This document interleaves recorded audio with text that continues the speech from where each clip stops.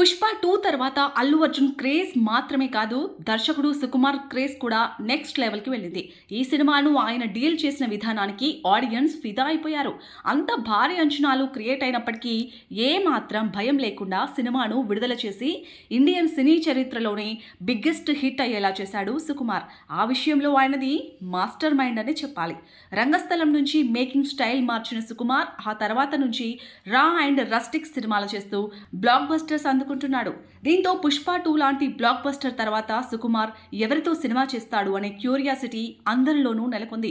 ఇందులో భాగంగానే ఆయన తన నెక్స్ట్ సినిమాను మెగా పవర్ స్టార్ రామ్ చరణ్తో సినిమా చేసేందుకు ఫిక్స్ అయ్యాడు.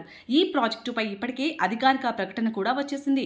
ప్రస్తుతం ప్రీ ప్రొడక్షన్ పనుల్లో బిజీగా ఉన్న ఈ సినిమాను కూడా భారీ ఎత్తున ప్లాన్ చేస్తున్నాడట సుకుమార్.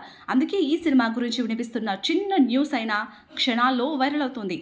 ఇందులో భాగంగానే రామ్ చరణ్ సుకుమార్ సినిమా గురించి ఒక న్యూస్ ఇండస్ట్రీ వర్గాల్లో హాట్ టాపిక్గా మారింది. అదేంటంటే సుకుమార్ ఆయన సినిమాల్లో హీరోల విషయంలోనే కాదు, విలన్ల విషయంలో కూడా చాలా జాగ్రత్తగా ఉంటాడు. వాళ్ళకి ఒక డిఫరెంట్ క్యారెక్టరైజేషన్ను సెట్ చేస్తాడు. రంగస్థలంలో జగపతి బాబు, ప్రకాష్ రాజ్, పుష్ప సినిమాలో ఫహాద్ ఫాజిల్ ఇలా చాలా ఇంపార్టెన్స్ ఉంటుంది. అందుకే రామ్ చరణ్ సినిమాలో కూడా ఒక కొత్త బాడీ లాంగ్వేజ్ ఉన్న నటుడిని ఫిక్స్ చేశాడట సుకుమార్. ఆ నటుడు మరెవరో కాదు, యాంగ్రీ మ్యాన్ గా పేరు తెచ్చుకున్న రాజశేఖర్. అవును, ఈ సినిమాలో రామ్ చరణ్ కు ఆపోజిట్ గా రాజశేఖర్ అయితేనే పర్ఫెక్ట్ గా ఉంటాడని ఫిక్స్ అయ్యాడట సుకుమార్. ఆయన పాత్ర ఈ సినిమాలో చాలా కీలకం కానుంది అని టాక్ కూడా వినిపిస్తుంది.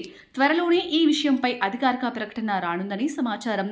పెద్ద సినిమా షూటింగ్ కంప్లీట్ అవగానే సుకుమార్ సినిమా సెట్స్ లో అడుగు పెట్టున్నారు రామ్ చరణ్.